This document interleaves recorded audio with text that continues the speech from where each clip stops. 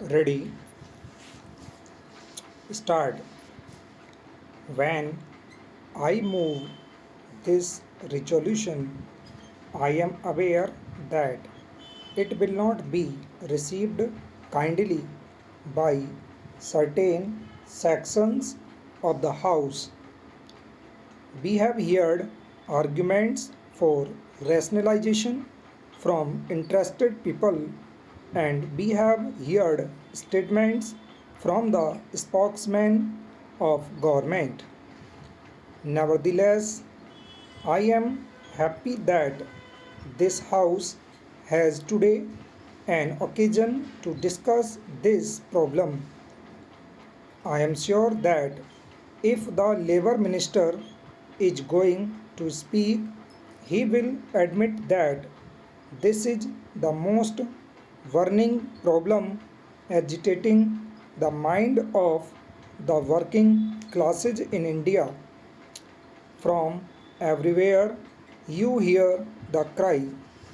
In fact, after this motion was accepted and news came in the papers, hundreds of telegrams have been received by me. Most surprisingly of all was not only the workers engaged in the jute and other mill industries but also the workers from many other sectors including agriculture are writing to me. I have got a number of those letters here. From Kerala, I get letters from agricultural workers who are thrown out of employment by the oncoming of tractors, for which we have got a central organization and about which our government seem to be so happy. Here I have got a letter from an employee of a bank in Mumbai, the Bank of India. He says that 40 temporary employees of that bank are going to be thrown out because some mechanical device is about to be introduced. So, this is a question which should be very carefully considered by this House with all the seriousness which it deserves. We are not prepared to discuss rationalization in abstract. Gentlemen who know much about it may do well not to waste their time in telling us about the advantages of modernization and development of machinery and all that. They are all well known. We are discussing a concrete problem in a concrete situation. Now let us turn for a moment to the textile industry, the largest industry occupying an important position even on a world scale, an industry for which our people have fought with sweat and tears against the British. It employs nearly 7 lakhs of workers. In this industry, rationalization is being introduced or is proposed to be introduced in all the centers. Nobody will say that this is done in the interest of production because only last year we heard cries of overproduction raised even in this house. Textile is one of the few sectors where the targets laid down in the 5-year plan have been exceeded. Its problem, therefore, was not one of all in production but of overproduction. And in 2003, we saw the picture of total or partial closure of mills. At that time, our government, of course, standing between the capitalists and the workers, did not remain quiet. They immediately responded to the complaints of the capitalists.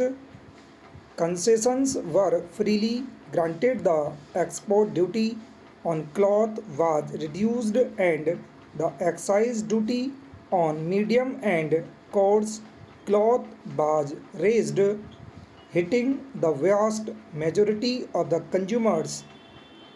But to the government, that is a minor matter. Neither the mill owners nor the government thought of the consumer then.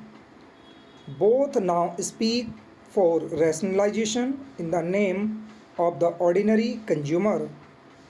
The mill owners do not want more profit. That is not at all the objective. The problem before the textile industry, as made out, is not one of fall in production but overproduction. Now let us come to the attitude of the government with regard to this. Statements have appeared from government spokesmen from time to time purporting to protect the interests of the workers, prevent unemployment, etc. For example, in February last, the Minister of Labour told pressmen in Calcutta that government would not allow any rationalization or mechanization which would result in retrenchment. He said the Planning Commission had formulated schemes in this respect and there was no idea of improvement which would result in the retrenchment of even a single worker.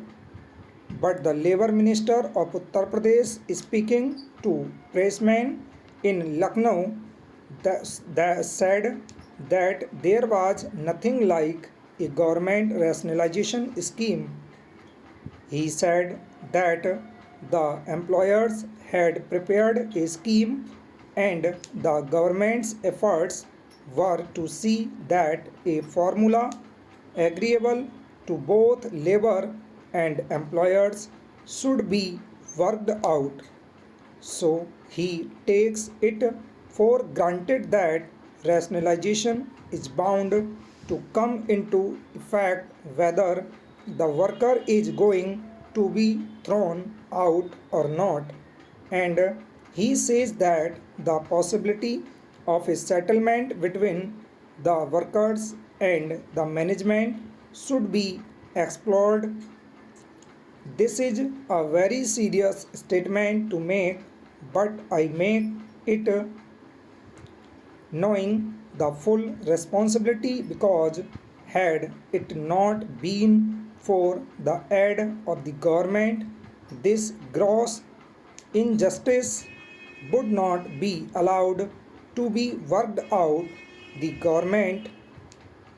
moment the workers who are thrown out, full stop.